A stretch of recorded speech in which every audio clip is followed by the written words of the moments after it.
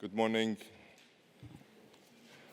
Dr. Habak, thank you very much for your kind words and for your generous introduction. I know I've said this many times to you before, but allow me to repeat it once more. We very much value and appreciate your efforts, and I personally, truly respect how you're helping shape a new narrative for energy security and helping strike a balance between passion and realism. All of us in the energy industry who are genuinely interested in ensuring sustainable economic development truly value and appreciate your efforts. Thank you, sir.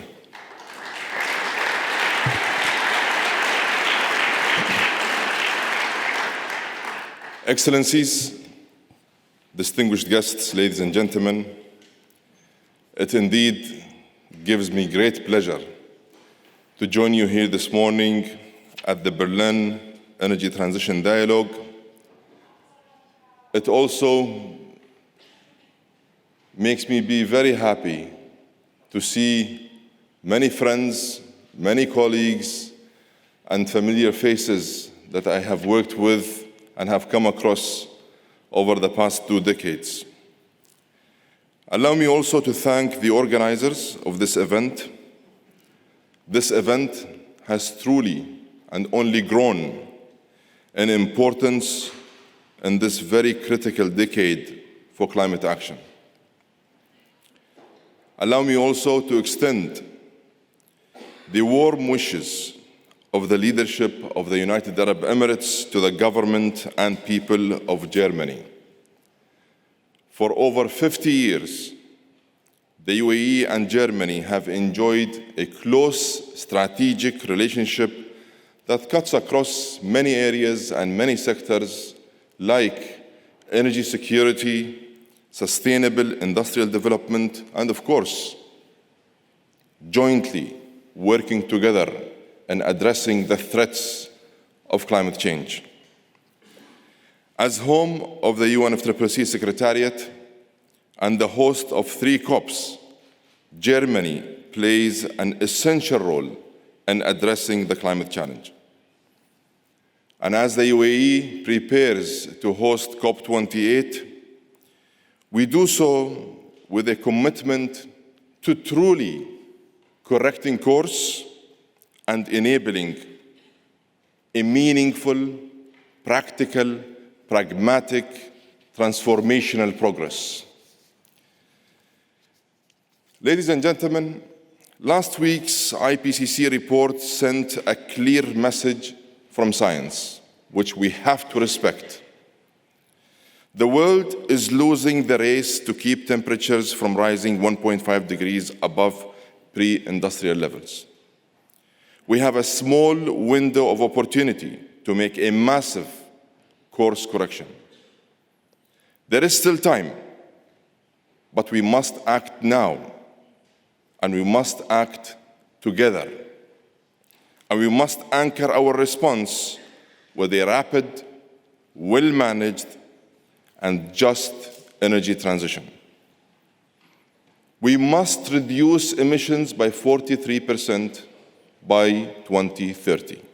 That's only 7 years. And we have to make these cuts while meeting the energy needs of a population that will grow by 500 million over the same period, 7 years.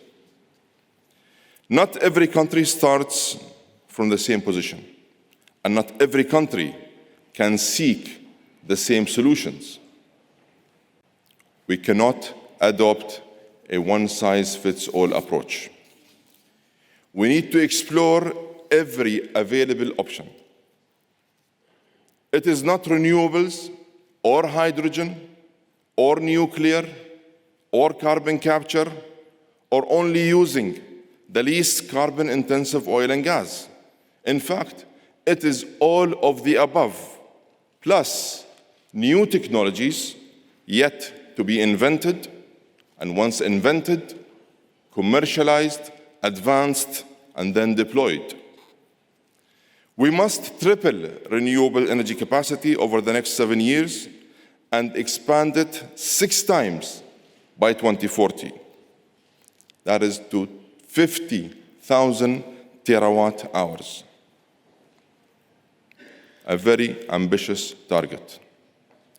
Renewable energy is transforming the power sector, providing almost 90% of all new generating capacity last year. We must capitalize on that progress, and we need to build on that growth. The UAE and Germany have a shared vision for the future of renewable energy. When the International Renewable Energy Agency, IRENA, was inaugurated in the UAE, IRENA's Innovation and Technology Center was established at the same time in Bonn. Both our countries have embedded wind and solar into our energy mix. In Germany, renewable energy has grown 40% of power generation in 30 years. In the UAE, we have built the 3 largest and lowest cost single-site solar plants in the world. And through Masdar, the Abu Dhabi Future Energy Company, a company that I am very proud to be associated with its establishment, we will grow our renewable energy portfolio 4 times in the next 7 years, from existing 25,000 megawatts of operational renewable power to over 100 gigawatts. And here, allow me to take advantage of this opportunity and extend an open invitation to our German partners and all our global partners to work with us to deliver commercial renewable energy projects in every region in the world. That said, renewable energy won't deliver all the zero-carbon energy we need. There are more than 5,000 steel, cement, and aluminum manufacturing plants in the world today, and none of them can run on only wind or only solar alone. Along with heavy transportation, these hard-to-abate sectors make up over 30% of global emissions. This is where solutions like hydrogen come in, an option we have been exploring proactively with our partners here in Germany.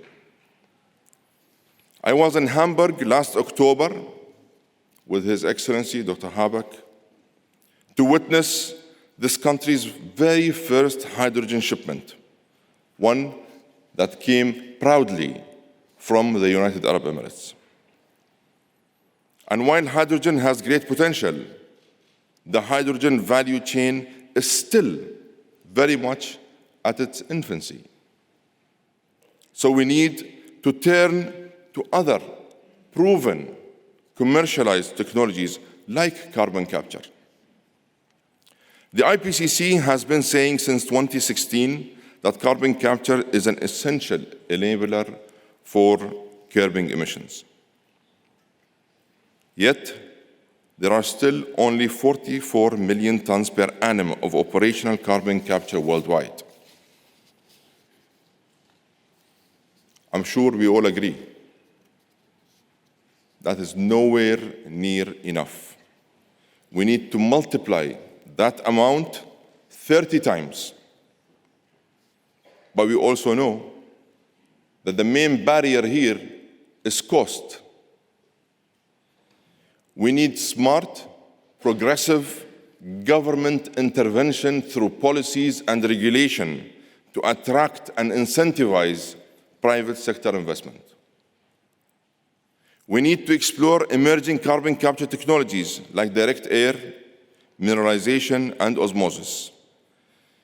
And allow me again to send an open invitation to engineering, technology, energy, and industrial players from Germany and all over the world to partner with us and develop the carbon capture value chain of the future. We must find solutions to turn carbon capture from a cost we cannot afford into an opportunity we cannot afford to ignore. Carbon capture can become a true bridge in the energy transition. Ladies and gentlemen, carbon emissions are an industrial-sized problem that requires an industrial-scale solution. You may have heard my call to action earlier this month for the oil and gas industry, where I simply said that the oil and gas industry must up its game and align around net zero by 2050 or before, and eliminate methane emissions by 2030. If we can do this in the United Arab Emirates, I am sure everyone can and should pursue the same. We need to reimagine the relationship between the energy sector and all other sectors. A relationship where the energy sector partners with heavy emitters, technology companies, and finance community, as well as the civil society, to find the breakthrough solutions we all desperately need. Excellencies, distinguished delegates, ladies and gentlemen, in delivering this transition, we need to ensure that no one is left behind. Last year, developing economies received only 20% of clean tech investment. These are economies that represent 70% of the world's population, that is over 5 billion people, and 800 million of them have no access to energy at all. They must have access to the least carbon-intensive energy options available today, as we all stay focused on building the energy system of tomorrow. And of course, a critical success factor here is finance, capital. In fact, lots of capital. We need a holistic reform of the global international financial architecture and a holistic transformation of all multilateral development banks. These institutions were established almost 80 years ago to solve post-war inequity and drive reconstruction. We need to modernize their mandate and update their operating models to cater for and adapt to the 21st century requirements. Concessional finance needs to be scaled up, made much more available, much more accessible, and much more affordable.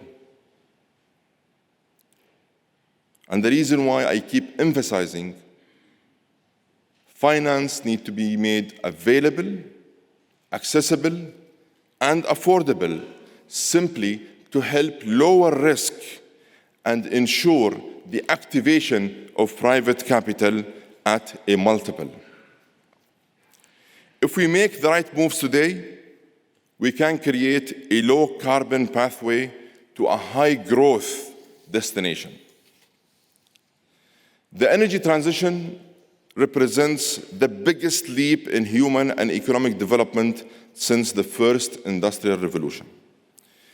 But it will only happen in the time frame required if everyone does their part and pulls in the same direction. No one can be on the sidelines, and no one can be left behind. Failure is just not an option. And imagine the benefits success can bring to all. A world that creates economic growth while eliminating and reducing emissions.